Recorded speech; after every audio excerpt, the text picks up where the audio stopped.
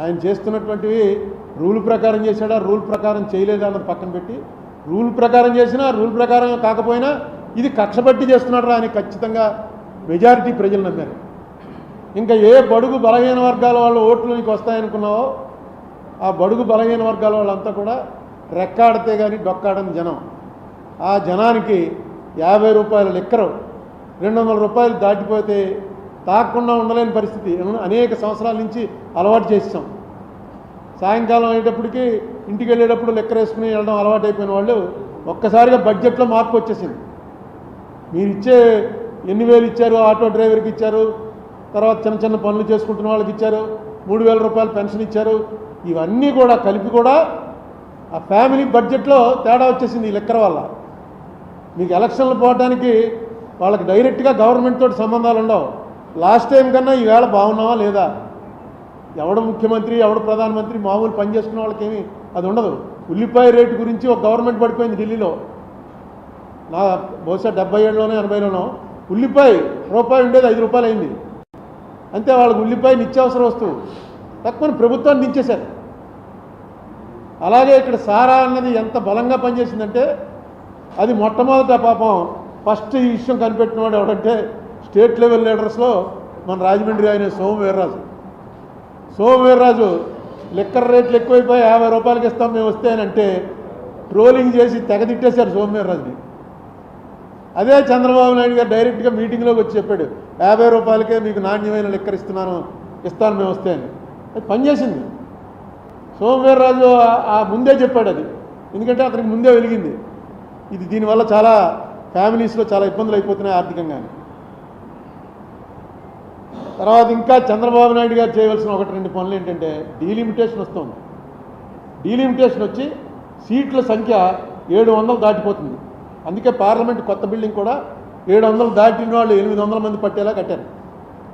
డీలిమిటేషన్లో మన పాత్ర కరెక్ట్గా, ఎందుకంటే సౌత్ మొత్తం మనకి ఇచ్చేటువంటి డబ్బు బాగా ఇప్పటికే చాలా తక్కువ ఇస్తున్నారు. అది నేను అనేకసార్లు మీకు లెక్కలన్నీ చెప్పాను. మనం ఆంధ్ర నుంచి 100 రూపాయలు వాళ్ళకి ఇస్తుంటే, కేంద్రానికి వెళ్తుంటే ఆంధ్ర నుంచి మనకి వెనక్కి వచ్చేది 63 రూపాయలు మాత్రమే వస్తుంది. అదే ఉత్తరప్రదేశ్కి 100 రూపాయలకి 120 రూపాయలు వెళ్తుంది, బీహార్కి 140 రూపాయలు వెళ్తుంది. కారణం ఏంటంటే జనాభా అన్నారు. ఈ జనాభా తగ్గించమని కేంద్ర ప్రభుత్వం వాళ్ళు పెట్టినవన్నీ కూడా మనం ఫాలో అయ్యాం. సౌత్లో జనాభా తగ్గించాం, దానికి పనిష్మెంట్ ఇవ్వకూడదు కదా. జనాభా తగ్గించినందుకు మనకేదో ఇంటెన్సివ్ ఇవ్వాలి. ఇది కాకుండా ఇప్పుడు పనిష్మెంట్ దిశలోకి పోతుంది.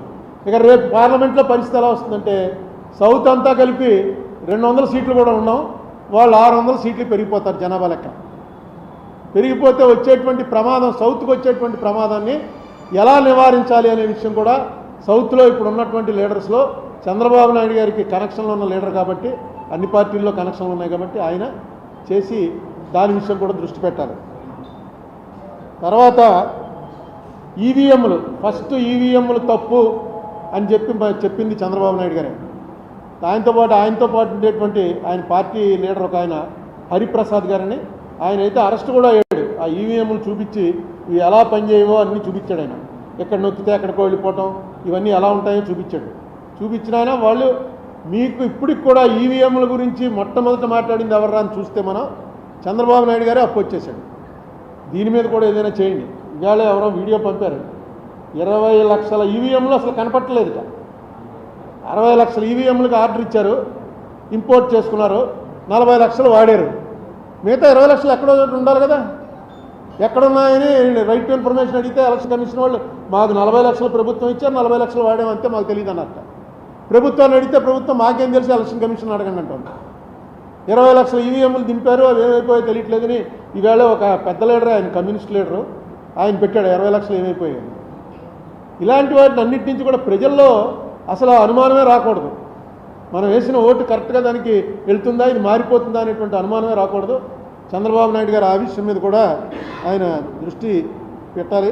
ఎందుకంటే మంచి అవకాశం వచ్చింది. బీజేపీ ఎన్డీఏ కూడా, ఎన్డీఏకి ఇండియాకి ఓన్లీ 2%, 2 కూడా పూర్తిగా లేదు, 2% ఓట్స్ డిఫరెన్సే ఉంది ఇండియా గ్రూప్కి ఎన్డీఏకి. సీట్లు వీటిలో చాలా తేడాలు వస్తాయి. సీట్లు బట్టి కాకుండా ఓటింగ్ చూసుకుంటే ఎన్డీఏకి దీనికి కేవలం 2% కూడా పూర్తిగా లేదు, 1.9% తేడాలో ఉన్నారు. ఇది మంచి అవకాశం. ఈ మంచి అవకాశాన్ని చంద్రబాబు నాయుడు గారు సద్వినియోగం చేసుకోవాలని కోరుకుంటున్నా. మనకు కూడా ఇక్కడ ఇటువంటి వీళ్ళు కూడా వైసీపీ వాళ్ళు కూడా ఏం డిస్కరేజ్ అవ్వాల్సినటువంటి అవసరం లేదు.